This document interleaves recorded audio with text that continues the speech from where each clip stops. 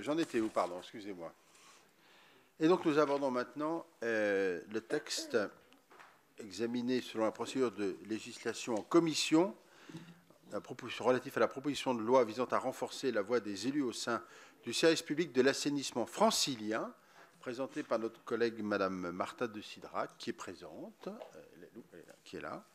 Madame la ministre, bienvenue ce matin en commission. Je rappelle aux collègues que la séance est ouverte à tous les sénateurs et toutes les sénatrices et tous les sénateurs, y compris ceux n'appartenant pas à la commission des lois, mais qu'en revanche, le vote est réservé aux uniques commissaires aux lois. Voilà. Bien, Madame, on va donner la parole à l'auteur du texte, Madame de Cidrac. Merci, Monsieur le Président. Monsieur le Président, Madame la Ministre, Madame la rapporteure, chère Catherine, mes chers collègues, la proposition de loi que j'ai déposée vise à renforcer la voix des élus locaux au sein du syndicat interdépartemental pour l'assainissement de l'agglomération parisienne, communément appelé le SIAP. Avant d'expliciter davantage le sens de ce texte, je tiens à revenir brièvement sur quelques éléments de contexte relatifs à l'assainissement francilien. Certains d'entre vous le savent déjà, le SIAP a été créé en 1970 par les 4 départements de la petite couronne parisienne, Paris, les Hauts-de-Seine, le Val-de-Marne et la Seine-Saint-Denis. Il exerce de manière dérogatoire au droit commun la compétence assainissement pour ces 4 territoires regroupant près de 9 millions d'habitants. Depuis sa création, il a également étendu son champ d'action via des conventions à 187 communes des départements du reste de l'Île-de-France. Toutefois, ces communes ne participent pas à la gouvernance du SIAP, pas plus que les départements dans lesquels elles se situent. Or, au cours des dernières années, les élus locaux de mon département, les Yvelines, ainsi que ceux du Val d'Oise, ont été témoins d'incidents majeurs survenus au sein de la station d'épuration dite de Seine-Aval.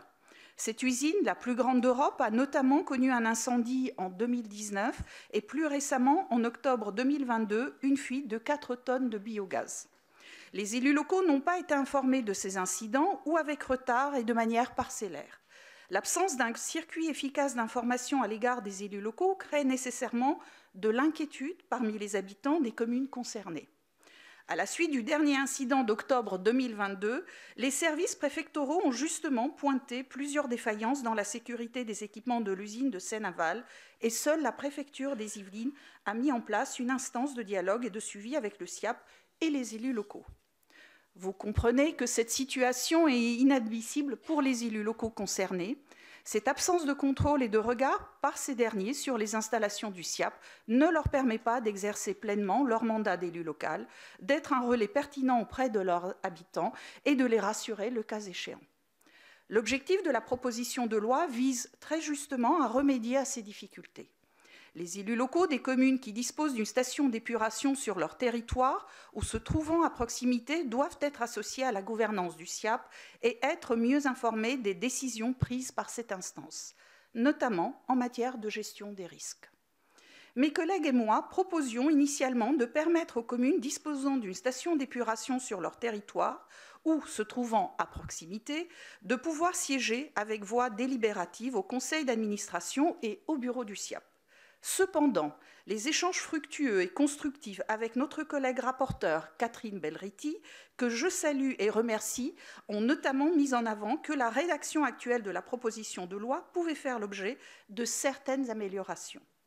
Il est apparu nécessaire de ne pas créer un déséquilibre au sein de la gouvernance du SIAP à l'heure où ce dernier assure la mise en œuvre d'un important plan baignade en vue de la tenue des Jeux olympiques de 2024. Pour assurer la pleine efficacité du dispositif, nous avons également réfléchi aux précisions à apporter pour les communes ayant un intérêt à siéger au sein du conseil d'administration du SIAP. À cet égard, le sous-amendement proposé par notre collègue Jacqueline Eustache-Brignot me semble tout à fait opportun. Le fonctionnement des stations d'épuration du SIAP ne concerne pas que les communes d'implantation, comme Saint-Germain-en-Laye, mais impacte bien le quotidien de l'ensemble des communes qui se trouvent autour, mais aussi en amont et en aval de la Seine. Je m'associe donc pleinement à la nouvelle définition proposée. Elle permettra aux communes qui ne disposent pas d'une station d'épuration sur leur territoire de bénéficier des nouveaux droits créés par la proposition de loi en se fondant sur un critère lié au risque plutôt qu'un critère géographique.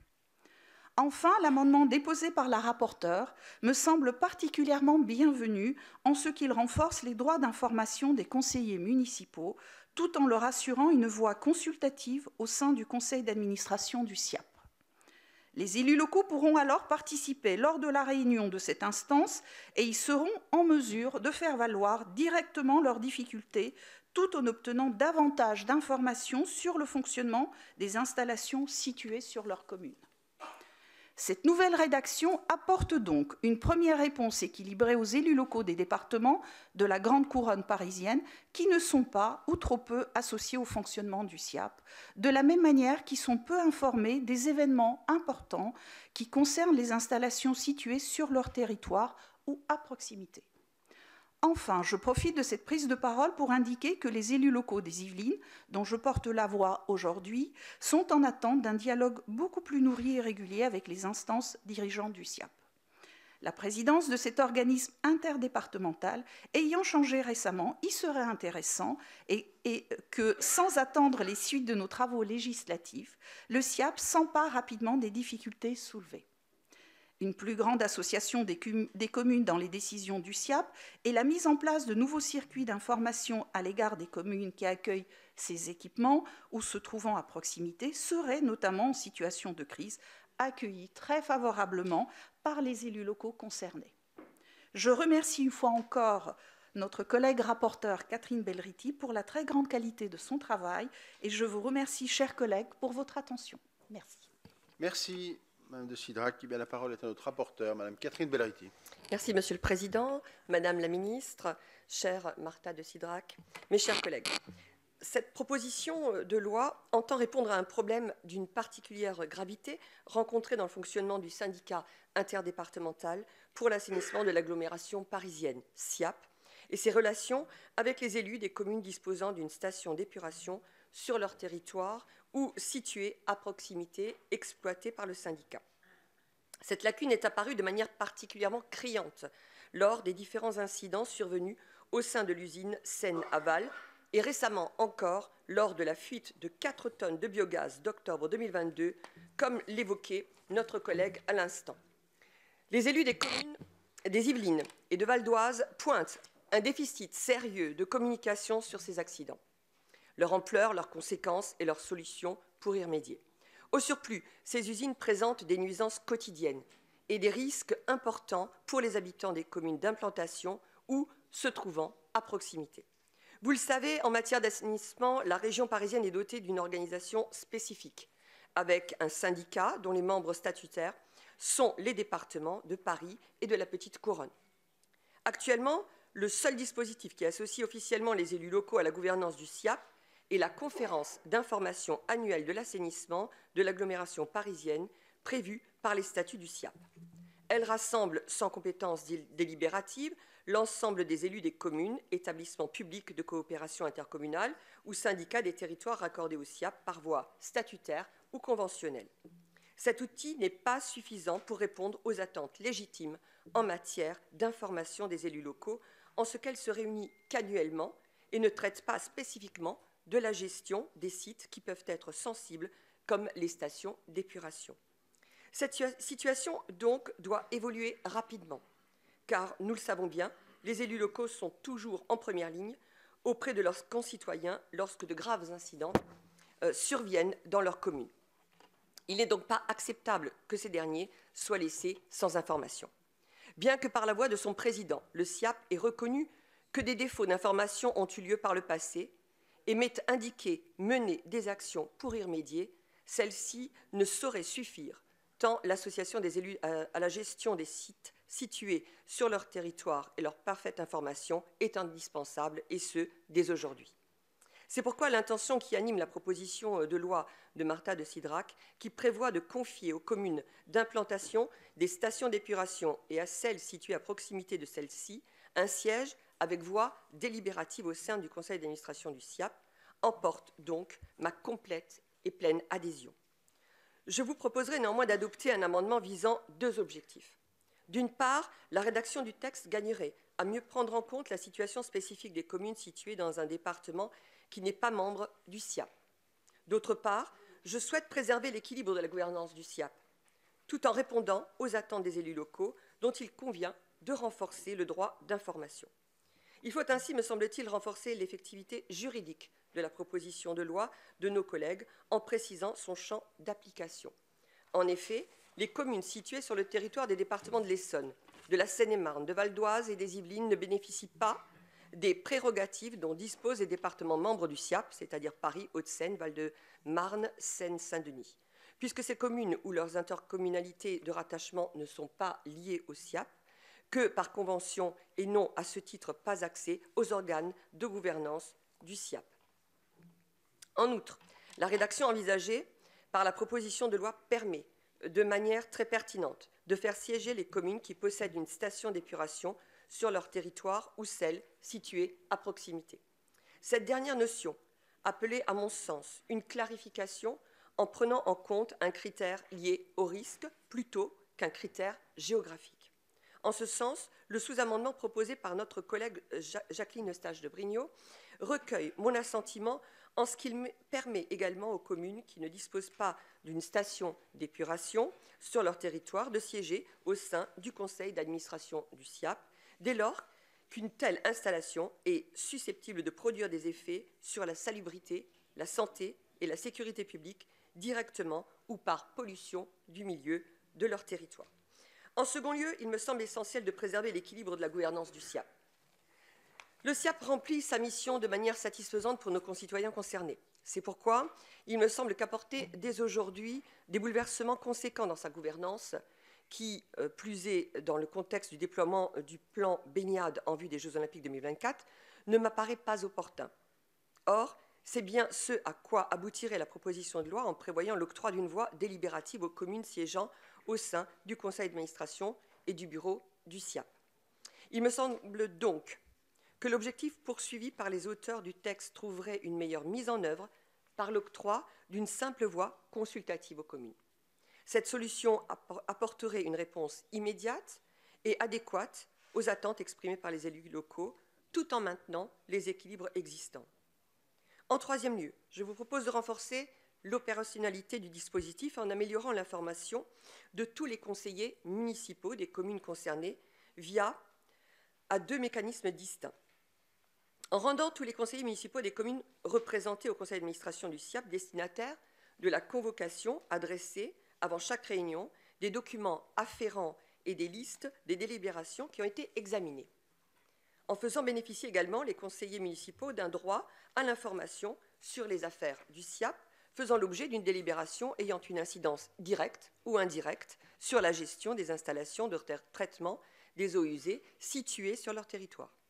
Par ailleurs, sur cet enjeu de l'information des élus locaux, je comprends pleinement l'intention de notre collègue Marie-Pierre de la Gontrie, dont l'amendement propose la création d'une conférence des territoires auprès du SIAP. Cependant, je ne suis pas favorable à cet amendement dans la mesure où il me semble déjà satisfait.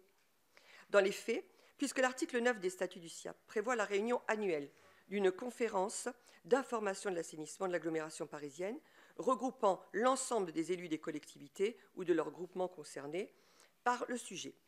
En outre, la création de cette conférence ne me semble pas être de nature à résoudre les carences informelles dont pâtissent aujourd'hui les élus locaux du fait d'une gestion trop opaque par le SIAP des sites situés sur leur territoire. Pour conclure mon propos, je tiens à souligner que j'ai travaillé en parfaite coopération avec notre collègue Marta de Cidrac dans l'élaboration de l'amendement que je vous soumettrai. Je la remercie chaleureusement de la qualité de nos échanges et de notre collaboration pour formuler des pistes de solutions équilibrées et consensuelles dans l'intérêt des élus locaux, des communes de la Grande Couronne parisienne. Je vous remercie. Merci, Madame la rapporteure. La parole est à Madame la ministre.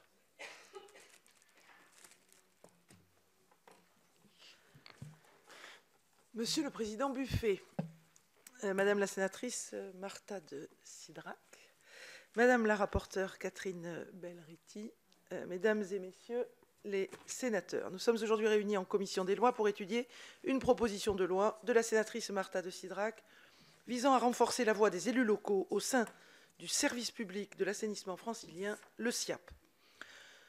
Le syndicat interdépartemental pour l'assainissement de l'agglomération parisienne, ce SIAP, créé en 1970, comme vous l'avez dit, est chargé du transport et du traitement des eaux usées produites par l'agglomération parisienne, à savoir de 287 communes rassemblant plus de 9 millions d'habitants. Le SIAP est un établissement public administratif ayant historiquement pour membres les départements de Paris, des Hauts-de-Seine, de Seine-Saint-Denis et du Val-de-Marne. Le conseil d'administration du SIAP est ainsi constitué de 33 représentants de ces 4 départements. Par ses missions, le SIAP travaille toutefois à une échelle territoriale plus large, et en particulier dans les départements de la grande couronne parisienne. C'est la volonté d'être associé au fonctionnement du SIAP qui vous a conduit, mesdames et messieurs les sénateurs, à présenter la présente proposition de loi qui vise à prévoir la présence au conseil d'administration avec voix délibérative de représentants des conseils municipaux des communes accueillant ou situées à proximité d'une installation gérée par le SIAP. Ce souhait d'association large des collectivités au fonctionnement de cette structure de coopération interdépartementale me semble parfaitement légitime, notamment pour assurer la bonne information des élus quand surviennent, comme cela a pu être le cas sur certains sites du SIAP, des accidents d'exploitation.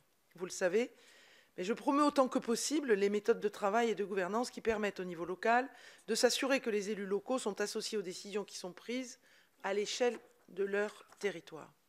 S'agissant du SIAP, l'État s'est d'ailleurs montré particulièrement attentif au cours des dernières années à renforcer cette association. À la suite d'une mission conduite par le préfet Gaudin pour le compte du préfet de la région Île-de-France, a ainsi été mise en place une conférence de l'assainissement qui a précisément pour objectif d'assurer l'information et l'association des élus des territoires d'implantation du SIAP.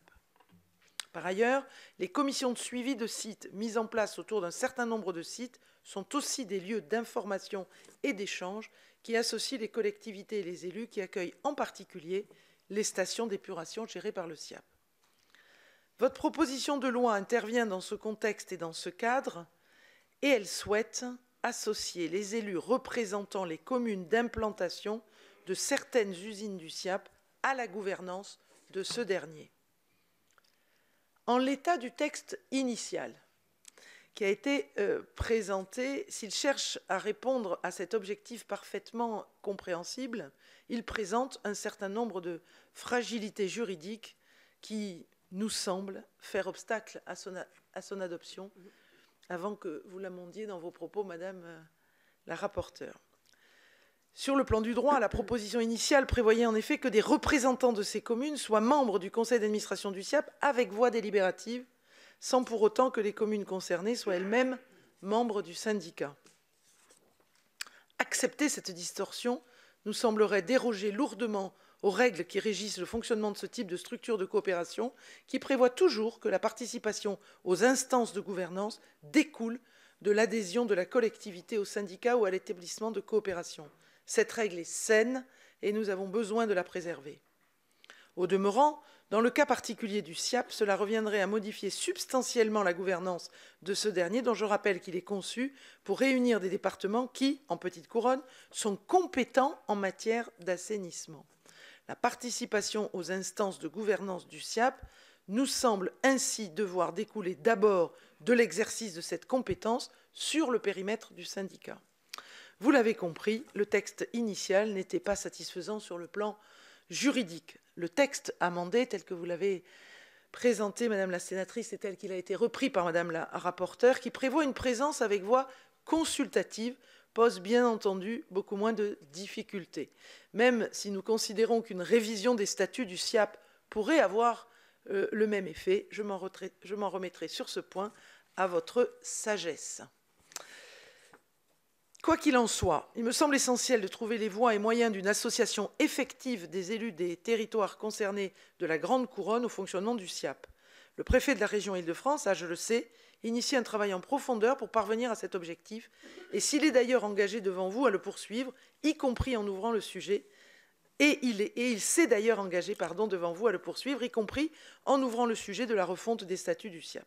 Je reste bien entendu à l'entière disposition du Sénat pour assurer le suivi de ce travail dont je ne doute pas qu'il permettra de satisfaire la demande de votre Haute Assemblée. Merci, Madame la Ministre. Je vais donner la parole à ceux qui le souhaitent. Et M. Alain Richard a sollicité la parole.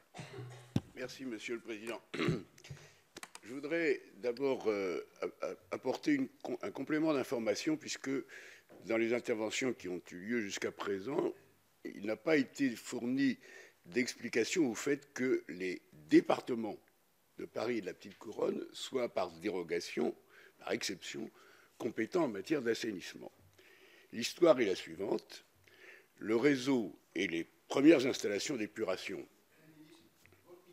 Il est marqué. Non, mais c'est que j'étais trop loin, tout simplement.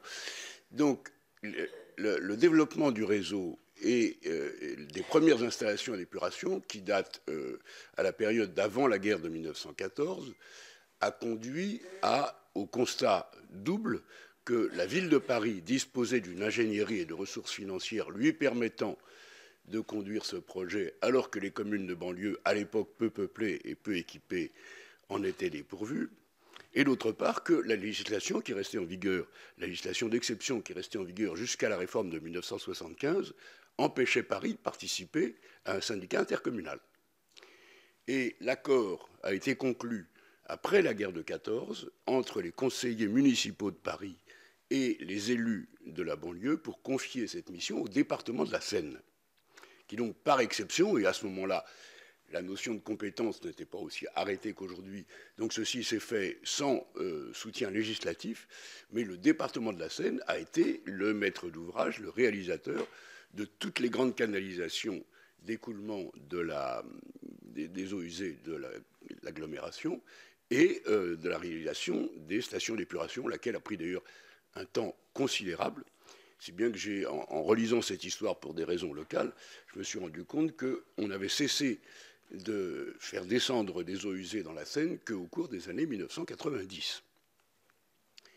Et donc, lorsque le département de la Seine a été dissous par l'effet de la réforme territoriale de 1964, comme d'ailleurs pour d'autres missions qu'il exerçait à titre intercommunal, il a fallu trouver des systèmes de substitution, et ça a été la création de ce syndicat de département, lesquels ont, par la loi, puisqu'il faut un support législatif, une compétence exceptionnelle en matière d'assainissement, alors que partout ailleurs, cette compétence est celle des communes, très généralement et souvent légalement exercée par les intercommunalités. Et donc, l'objet de la proposition de loi est tout à fait légitime, tout à fait bienvenu, puisqu'il y a depuis longtemps, et principalement aux abords des grandes stations d'épuration, et la plus importante, bien sûr, étant celle d'Achères, des sujets de nuisance et parfois de risque, encore qu'elles soient tout de même très, très éloignées des lieux d'habitation. Et donc, la formule qui était proposée par notre collègue Marta de Cidrac présentait des défauts, puisqu'elle consistait à faire siéger dans un conseil d'administration dont chacun des membres représente 100 000 habitants ou plus, des conseillers, des représentants de communes de 10 ou 20 000 habitants, ce qui était déjà un premier sujet, et puis surtout une hétérogénéité, puisque ces communes, n'ayant pas de responsabilité dans la gestion du service public en question, auraient été des espèces de partenaires anormaux. Et comme l'ont dit la rapporteure et la ministre, il existe déjà, mais simplement à titre d'une initiative du SIAP, un peu poussée, il faut bien le dire, mais un organisme interne qui est une conférence d'information, mais qui ne se réunit qu'une fois par an. Donc il y avait quelque chose à faire. Et je voudrais souligner qu'en réalité, il y a deux dossiers auxquels il faut remédier. Le premier, c'est donc la situation des communes riveraines ou des communes exposées au risque dont nous allons parler, mais il y en a un deuxième, car pour des raisons alors, de développement du service public et de géographie de l'Île-de-France, un grand nombre d'intercommunalités, elles responsables, elles compétentes en matière d'assainissement, ont souhaité, plutôt que de réaliser leur propre station d'épuration à proximité, se raccorder au réseau principal du SIAP et bénéficier du travail des stations d'épuration du SIAP. Or, ces intercommunalités, ça date de 25 ou 30 ans, ou 40 pour certaines, n'ont qu'un lien de convention avec le SIAP, justement du fait de la rigidité de son statut législatif, et donc ne participent, reçoivent simplement finalement une information sur ce qu'a décidé le SIAP en ce qui concerne des installations dont ils sont, eux, utilisateurs et contributeurs. Donc il me semble qu'il y a en réalité deux réformes à faire. La première, c'est en effet de consolider le système de concertation et d'information des riverains, enfin des représentants des riverains, et de le mettre dans la loi. Et le deuxième, c'est de prévoir dans la loi que les collectivités, les intercommunalités qui sont utilisateurs et financeurs du service public deviennent administrateurs, elles, et ceci supposerait de transformer donc le SIAP de syndicat interdépartemental en syndicat mixte. Mais il faudrait toujours un équilibre de représentation, puisque naturellement tous ces élus représentent tout simplement des redevables. Les gens dont les redevances d'assainissement qui sont dans nos factures d'eau à tous, lorsque nous sommes résidents de ces zones, sont les contributeurs du service public. Donc il me semble qu'il y a matière à une deuxième initiative législative qui, je crois, est préparée par quelques collègues de l'Assemblée pour prévoir l'insertion dans le corps administratif du SIAP des collectivités qui sont raccordées au SIAP. Il me semble donc que ce document que nous allons adopter est simplement un document d'étape. Et sur le fond, je voudrais quand même mettre en garde sur le fait que le conseil d'administration est donc un organe décisionnel sur lequel, naturellement, il y a du travail préalable de commission, de préparatifs, mais qui est un organe assez lourd du fait de l'importance de ses responsabilités, et que de faire siéger à côté des 33 administrateurs plusieurs dizaines de représentants de communes qui ne seraient là qu'à titre consultatif serait une franche exception dans toute assemblée délibérante de collectivités territoriales. Aucune de nos collectivités délibérantes, quelle que soit la volonté de concertation des uns et des autres, ne fait siéger sur ces bancs les représentants d'organismes ou de personnalités morales non membres, non responsables. Donc je crois que la dualité avec une conférence d'information ou de concertation ayant des droits particuliers, un peu sur le modèle de l'amendement de Marie-Pierre de la Gontrie, est un système préférable plutôt qu'un conseil d'administration mixte avec des délibérants et des consultatifs. Et par ailleurs, il faudra traiter le problème des collectivités raccordées qui, elles, représentent plus de 2 millions de redevables. Merci. Goulet.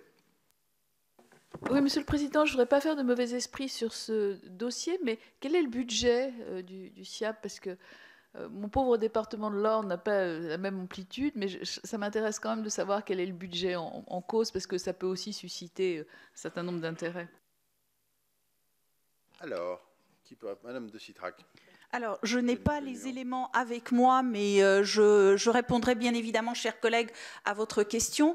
Toutefois, je tiens à rappeler que ce n'est pas l'objet en tant que tel. Le budget n'intervient pas dans le débat de ce matin.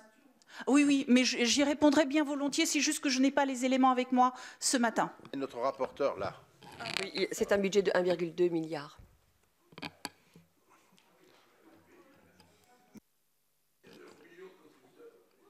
Non, mais 1,2 milliard, c'est bien. Monsieur le Président Marseille, on en parle. Oui, Monsieur le Président, Madame la rapporteure, je suis extrêmement réservé pour faire suite aux propos du Président Richard sur l'initiative. Je m'en suis entretenu avec l'auteur à plusieurs reprises de la PPL. Je vois bien les raisons d'opportunité qui poussent à agir sans tarder sur le sujet. On est dans un syndicat interdépartemental. Il suffit que le département des Yvelines adhère au SIAP. Donc, on est en train de changer, comme vient de le dire le président Richard, la nature d'un syndicat interdépartemental, peut-être vers un syndicat mixte, avec toutes les observations qu'il a exprimées. Il n'y a pas d'ailleurs de station d'eau usée, je crois, dans l'Essonne, en Seine-et-Marne et dans le Val d'Oise, à ma connaissance. Donc on a étendu à ces départements, en pure forme, il n'y a pas de station d'eau usée. Bon, il y a des conventions financières, je ne rentre pas dans le détail, etc., etc. On va faire entrer un tas de gens, effectivement, avec voix consultative, pourquoi pas. Hein, je pense qu'il y a un souci qui mérite d'être observé, mais tout ça se fait contre l'avis du SIAP, sans que ça ait été délibéré. J'aimerais connaître l'avis du département des Yvelines, et dans le cadre d'un syndicat interdépartemental. Donc, la loi prévoit que des départements peuvent s'associer, c'est le cas des Yvelines, et à l'évidence, le département pourrait tout simplement adhérer. Bon, on est dans un cadre, en plus, cela a été dit, pour la concertation, puisque le SIAP est hostile. Le président a été auditionné. Le SIAP est hostile. À mon avis, il ne doit pas y avoir trop de difficultés à discuter, compte tenu de la majorité politique du SIAP aujourd'hui et de l'opinion du président, qui diverge assez peu de la majorité du département des Yvelines. Donc, à mon avis, il ne doit pas y avoir grande difficulté à trouver les voies du dialogue. Mais je pense qu'on est en train de prendre une route qui est un peu précipitée, qui est d'opportunité et qui risque de créer de grandes difficultés par mimétisme sur l'ensemble des syndicats de la région. Parce que si on le fait pour ce syndicat, je ne vois pas pourquoi on ne va pas le faire pour les autres. Je ne vois pas pourquoi on ne va pas le faire pour les autres. Et on va regarder de très près, associer toutes sortes de gens dans tous les syndicats, et ils sont nombreux dans la région, puisqu'il y a les grands syndicats qu'on va qualifier de métropolitains, et que les franciliens connaissent, mais il y en a une trentaine d'autres en matière d'eau, il y en a une trentaine d'autres en matière de déchets, il y en a une trentaine d'autres en matière d'assainissement. Et à ce moment-là, il n'y a pas de raison qu'on ne fasse pas rentrer les représentants des communes avec voix consultative. Je ne sais pas d'ailleurs si ces représentants seront dans les commissions, également avec voix consultative, jusqu'où ira la consultation de ces représentants, quelles seront la suite donnée aux conventions financières entre le SIAP, les départements et les communes concernés et les syndicats d'assainissement qui travaillent, parce qu'il n'y a pas que le SIAP et les communes, il y a également tout un tas d'autres syndicats qui sont en convention avec les communes sur le devenir des terrains, puisque, comme l'a rappelé le président Richard, il y a une histoire, et les terrains, par exemple, à HR, appartiennent à la ville de Paris. Ils appartiennent à la ville de Paris. Donc, il y a quand même tout un tas de conséquences qui ne me paraissent pas avoir été totalement travaillées et observées. C'est la raison pour laquelle autant je comprends et je peux même soutenir l'idée qu'il y a une amélioration à apporter à ce travail, mais peut-être pas de cette façon un peu rapide, précipitée, et dont on n'a pas mesuré encore toutes les conséquences qui risquent d'être assez importantes pour l'ensemble des autres syndicats dans la région. Merci. Madame Marie-Pierre de la Gontrie. Merci, Monsieur le Président. D'abord, je voudrais féliciter ceux à qui revient l'initiative d'avoir décidé d'échanger, de délibérer sur ce texte en commission, en LEC. Parce que je suis désolée qu'à une heure si matinale, nos collègues qui ne sont pas franciliens participent à ce travail. Mais dans l'hémicycle, je dois dire que c'eût été encore plus surréaliste. Reste que, on l'a bien vu, le sujet est à la fois important, et le président Marseille vient de l'illustrer en indiquant l'effet collatéral que pourrait avoir la décision qui serait prise éventuellement aujourd'hui pour les autres syndicats qui pourraient être concernés, mais ce n'est pas le sujet du jour. Alors, ce qui est proposé aujourd'hui, au fond, c'est ainsi que moi je l'ai exprimé, y compris lors de l'audition du président du SIAP, c'est, me semble-t-il, d'abord une manifestation de mauvaise humeur. C'est-à-dire que les collectivités considèrent qu'elles ne sont pas assez informées de ce qui se passe sur leur territoire, dès lors qu'elles ne sont pas dans le conseil d'administration, et là il y a peut-être une confusion dans le rôle du conseil d'administration, et donc ont décidé d'avancer sur ce terrain en disant, puisque c'est comme ça, nous allons entrer au conseil d'administration. La mauvaise humeur des collectivités, elle se comprend. Il y a des incidents qui se sont déroulés, elles ne l'ont appris que plus tard. Le président du SIAP nous confiant d'ailleurs que lui-même ne l'avait pas appris tout de suite, ce qui est un peu plus inquiétant en termes de gestion interne du SIAP, mais j'ai envie de dire ça c'est son problème. Donc on voit bien l'origine, et là-dessus on ne peut que la partager. Après il y a la réponse qui est faite ici. Alors, l'amendement de la rapporteure répond et résout une partie des difficultés du texte initial, l'une très forte concernant les voies délibératives, l'autre qui était à la fois le flou de la formulation, puisqu'on parlait de communes se situant à proximité sans qu'on sache exactement ce que ça voulait dire juridiquement parlant, qui faisait de membres du bureau et du conseil d'administration, ce qui normalement, enfin moi on m'avait appris quand j'étais jeune que c'était impossible et qu'il fallait, bref. Donc, sans faire du Philippe Bas, je dirais que ce texte avait des marges de progression dans sa rédaction. Mais la rapporteure a proposé une rédaction beaucoup plus stabilisée, et de ce point de vue... Alors, est-ce qu'on va décider de voter ici quelque chose qui va créer un objet juridique inédit, c'est-à-dire mélanger des départements et des communes, faire que les communes n'auront qu'une voix consultative et pas de voix délibérative? Je n'avais pas ouvert sur les questions de commission, etc., etc. Alors, ce sujet a déjà été abordé, ça a été rappelé, puisque le préfet Gaudin avait été chargé d'une mission. C'est de là qu'est né ce qu'on a appelé la conférence d'assainissement, que moi j'ai appelé la conférence des territoires, mais enfin bref, et dont la rapporteure a rappelé de manière pertinente que c'était dans les statuts, mais ça ne se réunissait qu'annuellement. Pour notre part, enfin pour ma part, pardon, j'ai proposé que cette commission soit instituée par la loi et que de ce fait, elle puisse se réunir beaucoup plus souvent, puisqu'on voit bien que le problème d'information n'est pas davantage résolu par ce qui est proposé aujourd'hui. Pourquoi ? Il faut savoir que le conseil d'administration, il n'y a pas enfin le SIAP, il n'y a pas que le budget qui est absolument colossal, mais aussi les rythmes du conseil d'administration, qui se réunit tous les mois. Ce qui est, enfin, nous siégeons tous, enfin, nous avons tous siégé dans des structures de ce type.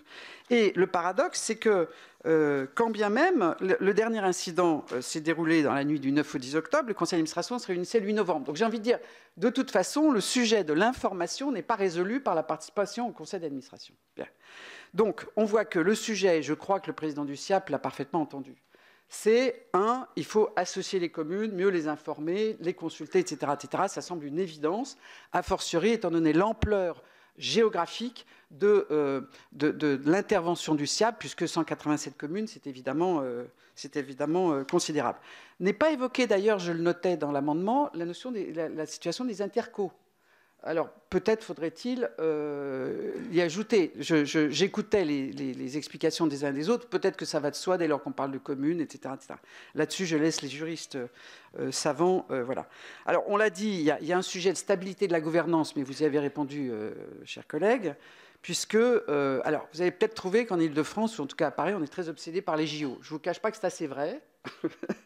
Mais qu'il se trouve que le SIAP est impliqué dans les JO. Alors, ça ne saute pas aux yeux immédiatement, mais dans la mesure où vous savez qu'il y aura des épreuves dans l'eau de la Seine, et dans l'eau de la Marne aussi, je crois, du coup, le SIAP est concerné par le... Bon, et que tous, et c'est la position de l'État aussi, sont absolument, comment dire, préoccupés que la stabilité du fonctionnement du SIAP perdure, j'ai envie de dire, c'est un petit peu court, mais au moins jusqu'à ce que les JO soient déroulés. Bien.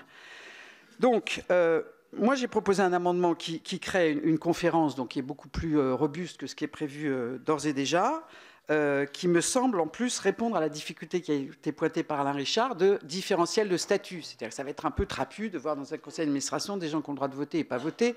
Vous me direz, c'est comme ce matin, puisque les membres qui ne sont pas membres de la commission n'ont pas le droit de voter, mais je n'en vois pas beaucoup en même temps. Donc ça prouve bien que quand on a une voix consultative, on est quand même moins impliqué.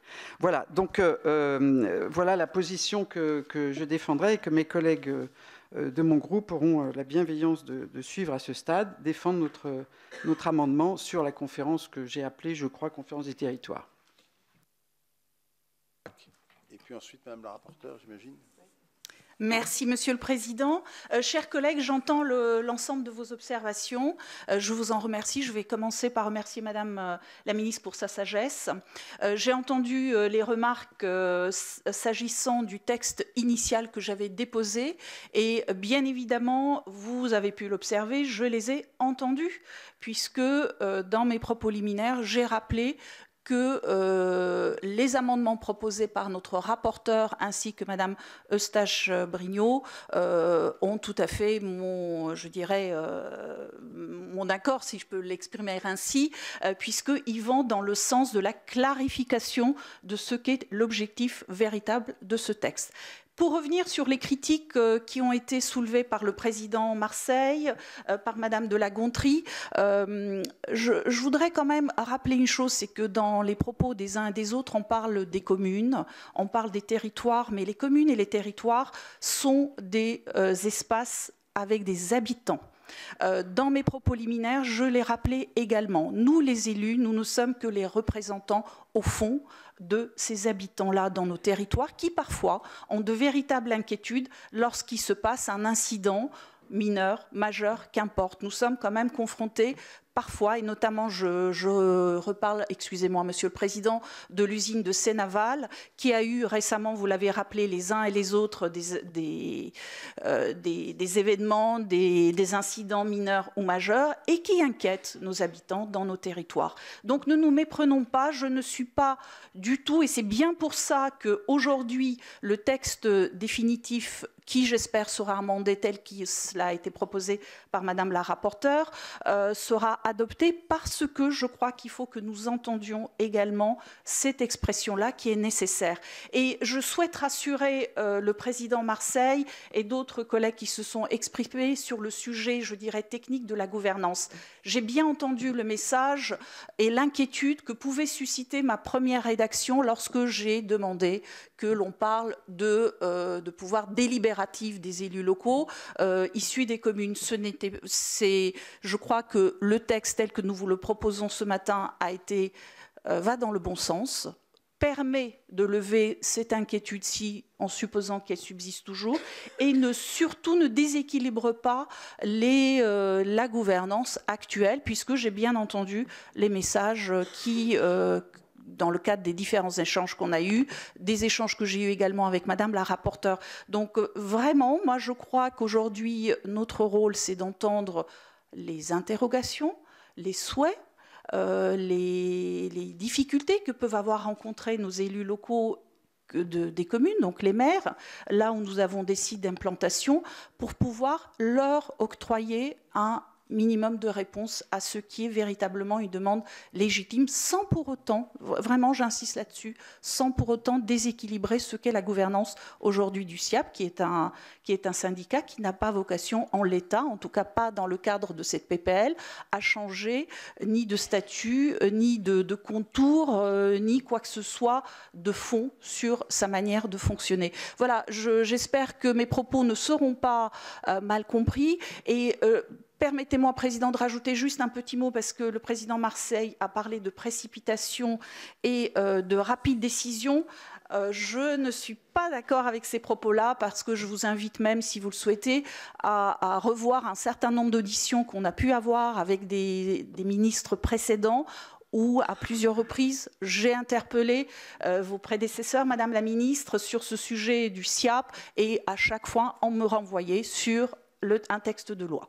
On me disait, si vous souhaitez répondre, Madame la sénatrice, à cette préoccupation émanant de vos territoires, il faudra déposer un texte de loi. Et cela ne date pas uniquement de l'événement qui a eu lieu en octobre. Voilà, écoutez, chers collègues, je me remets à votre sagesse et à votre compréhension et je remercie de nouveau l'ensemble de la commission des lois et Madame la rapporteure.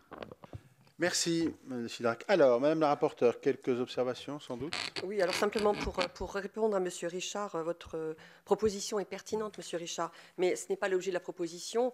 Ce serait une réforme d'ampleur, puisque ce serait transformer le SIAP en syndicat mixte. Nous, ce que nous voulions faire, c'est surtout renforcer l'information et associer ces communes au fonctionnement du texte. Enfin, c'est un texte modéré que nous voulions mettre en place. En ce qui concerne M. Marseille, les Yvelines ne sont pas compétents en matière d'assainissement. Ce sont les intercos qui sont compétentes. Donc, il faudrait créer un syndicat mixte pour répondre, et ce n'est pas le sujet. Et en ce qui concerne, le SIAP n'était pas hostile à cette voie consultative des communes. On l'a rencontré et l'idée lui semblait pertinente. C'est un syndicat particulier qui n'existe pas ailleurs, donc il fallait une réponse particulière. Et l'objet du SIAP, ce sont celles qui ont un statut, et ce n'est pas un sujet de compétence, mais c'est un sujet lié au risque. Pour Madame de La Gontrie, il n'y aura pas d'effet domino, car il n'y a pas les mêmes incidents dans les autres syndicats. Sinon, le SIAP est déjà un syndicat dérogatoire, donc la loi, elle ne fait que s'adapter au fonctionnement, et le SIAP est prévu par la loi. Bien, merci Madame la rapporteure. Alors, peut-être rappeler, pardon, les intercos. Alors, le sujet n'était pas celui des intercos, ce n'est pas la compétence, mais les risques que subissent les communes de la Grande Couronne. Bien, merci. J'indique, on va aborder les 3 amendements, enfin, en discussion commune d'ailleurs. Je rappelle les dispositions relatives à l'application du texte. On considère que le périmètre inclut les dispositions relatives aux modalités de fonctionnement de l'institution interdépartementale compétente en matière d'assainissement collectif des eaux usées des départements de Paris, des Hauts-de-Seine, de la Seine-Saint-Denis et du Val-de-Marne. Alors, nous avons 3 amendements en discussion commune, puis exactement 2 amendements et un sous-amendement. Le numéro 3 de notre rapporteur, le sous-amendement numéro 4 et l'amendement numéro 2 de Madame de La Gontrie. Donc, discussion commune, vous présenterez, Madame la rapporteure, votre propre amendement, même si vous l'avez déjà fait en réalité, et puis également le sous-amendement de Madame Eustache-Brinio, dont vous avez déjà parlé d'ailleurs. Alors, Madame la rapporteure, sur votre amendement. Oui. Alors, partageant pleinement l'intention de l'auteur de la proposition de loi d'un indispensable renforcement de l'information des élus quant à la gestion des sites situés sur leur territoire et de leur meilleure association au conseil d'administration du SIAP, le présent amendement propose une nouvelle rédaction de l'article unique de la proposition de loi en accord avec son auteur afin de recentrer le dispositif sur la représentation au conseil d'administration du SIAP des seules communes remplissant la double condition d'être situées sur le territoire du département non membre du SIAP, à savoir l'Essonne, la Seine-et-Marne, le Val d'Oise et les Yvelines, et d'avoir sur leur territoire une station de traitement des eaux usées exploitée par ce syndicat. De confier à un membre du conseil municipal de chacune des communes précitées une voix consultative aux réunions du conseil d'administration du SIAP, d'améliorer l'information de tous les conseils municipaux des communes ainsi concernées en leur octroyant d'une part un droit à l'information sur les affaires faisant l'objet d'une délibération au sein du SIAP ayant une incidence directe ou indirecte sur la gestion des installations de traitement des eaux usées situées sur leur territoire et en prévoyant d'autre part de les rendre destinataires du droit de la convocation des documents afférents à celle-ci, ainsi que de la liste des délibérations examinées par l'institution, de procéder à diverses améliorations rédactionnelles. La rédaction initiale de l'article unique de la proposition de loi, si elle a le mérite de rappeler l'indispensable association des élus locaux à la gestion des sites d'assainissement situés sur leur territoire, en particulier en cas de crise, apparaît insuffisamment opérationnelle et porter notamment le risque de bouleverser les équilibres de représentation existants au sein du SIAP. Le présent amendement entend ainsi lever ces difficultés tout en respectant l'intention de l'auteur de la proposition de loi. Merci. Alors, il est sous-amendé par Madame Eustache-Brinio. Oui, je crois qu'il a été défendu et présenté par Madame la rapporteure et Martha, donc j'estime qu'il a été présenté déjà. Bien sûr. Et l'amendement de Madame de La Gontrie, qui est également, on peut considérer que vous l'avez présenté. Je vais ajouter juste un mot, parce qu'il a un plus, peut-être je vais vous convaincre, c'est qu'il intègre les départements. Parce que la curiosité dans cette affaire, c'est que le département des Yvelines et le département du Val d'Oise ont pris une délibération pour indiquer qu'ils souhaitaient cette intégration, etc., mais ne figurent pas dans les rédactions proposées. C'est assez logique d'ailleurs, parce que du coup, la conférence des territoires que je propose inclut les départements et donc permettrait du coup de résoudre aussi la question de l'information des départements qui le demandaient eux-mêmes et qui seraient fort déçus sinon. Merci, Monsieur Richard.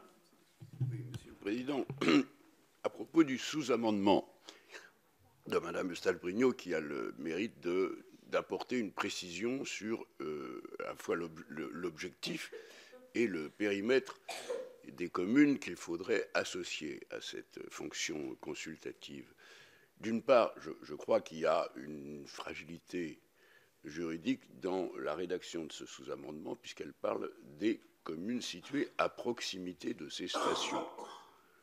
Ça me paraît être une base légale trop imprécise pour décider si une collectivité a un titre pour siéger dans une instance.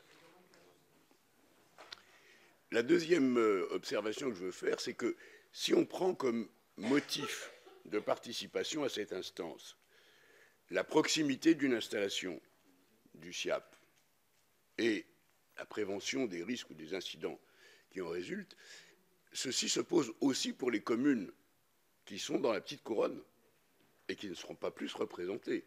Et je pense en particulier à une station importante qui est en amont de Paris, qui est la station qui est à Bonneuil, si j'ai bonne mémoire, mais qui doit déborder, je crois, sur le territoire de Créteil.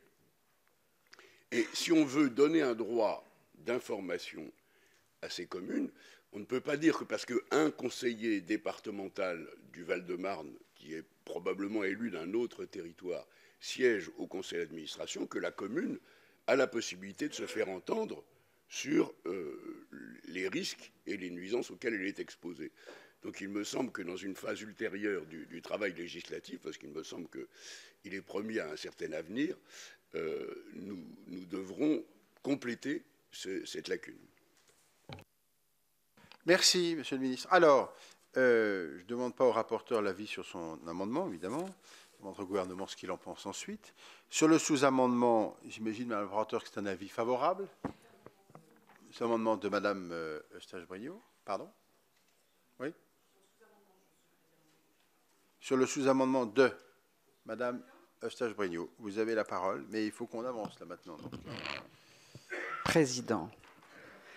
Simplement, par rapport à ce que vient de dire Alain Richard, justement, Jacqueline Eustache-Brinio a voulu remplacer les termes communes situées à proximité, pour le préciser, mais oui. Je dois dire que la rédaction, lorsqu'on parle de communes,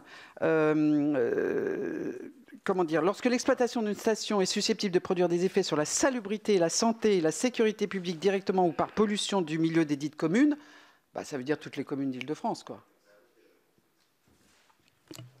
Donc c'est, à mon avis, je comprends l'esprit du sous-amendement, mais je pense qu'il ne résout pas le problème du tout. Madame Eustache-Brinio.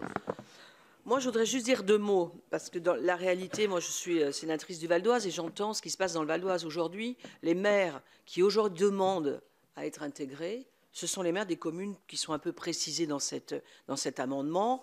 Les maires qui sont à l'opposé, effectivement, complètement à l'est du département du Val-d'Oise, ne sont pas concernés. Et les demandes, dans la réalité, elles viennent des élus locaux qui sont en proximité. Donc c'est pour ça que moi, je n'ai pas souhaité qu'on aille au-delà, parce que l'inquiétude des maires qui sont en proximité, elle est réelle. C'est ce qu'ils nous expriment. Et moi, je n'ai jamais entendu d'autres maires dans le Val-d'Oise exprimer une inquiétude par rapport au SIAP en particulier. C'est pour ça que nous avons limité cet amendement aux communes en proximité, parce que c'est une réalité.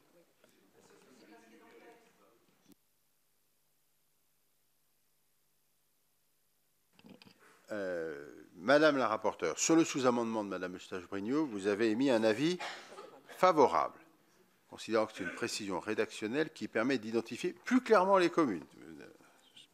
En revanche, sa rédaction me semble assez claire. Pour l'amendement de Madame de la Gontrie, votre avis? Une demande de retrait. Car vous considérez qu'effectivement, il est satisfait dès lors que votre amendement sous-amendé sera lui-même voté. Bien. Alors, nous allons procéder au vote. Madame la ministre, pardon, pour l'avis du gouvernement sur l'ensemble de ces amendements. Oui, juste en quelques mots sur ce débat, autant sur l'amendement 3, donc, sur lequel j'ai donné la sagesse sur la voie consultative, qui nous permet de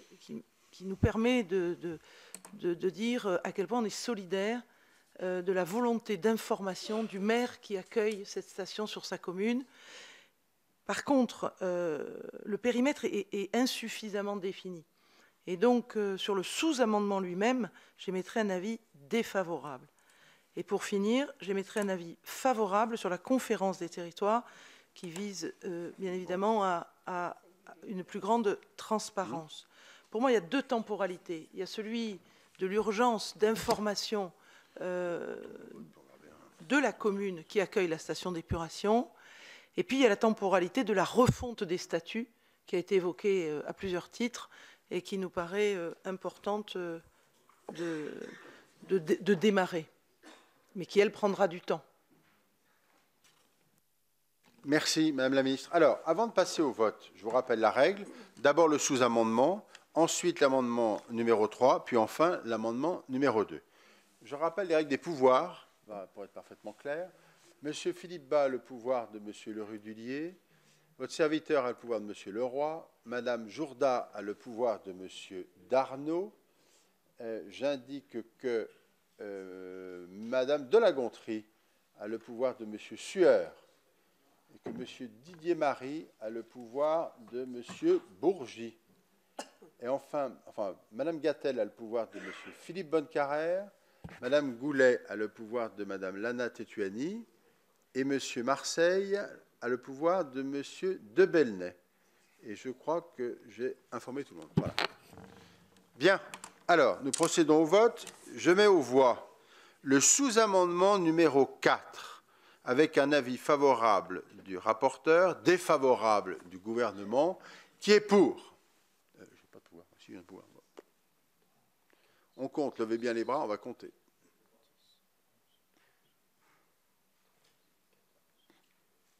Qui est contre?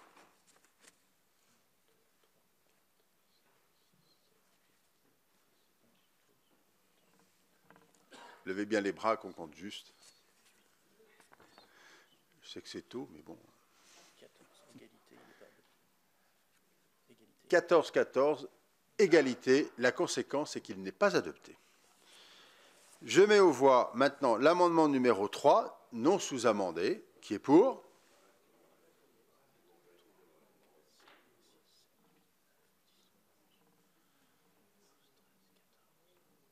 Qui est contre?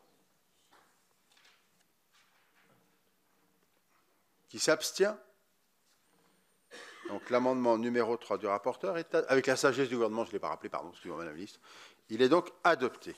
Et nous en arrivons à l'amendement numéro 2 de Madame de la Gontrie, qui tombe du fait de l'approbation plutôt de l'amendement numéro 3. Je vais y arriver. Voilà. Bien, sur l'ensemble du texte, parce qu'il n'y a qu'un seul article, mais on est bien obligé de le voter quand même. Ben non, il a été voté, oui, de fait, oui, pardon, excusez-moi. Il a été voté, donc il est ainsi adopté, madame. Je pense qu'il y aura des ajustements à faire dans la procédure. On ne peut pas en rajouter ce matin. Merci, Madame la Ministre. Merci, Madame la rapporteure. Donc notre séance est suspendue et nous reprenons immédiatement dans notre salle de commission. Merci.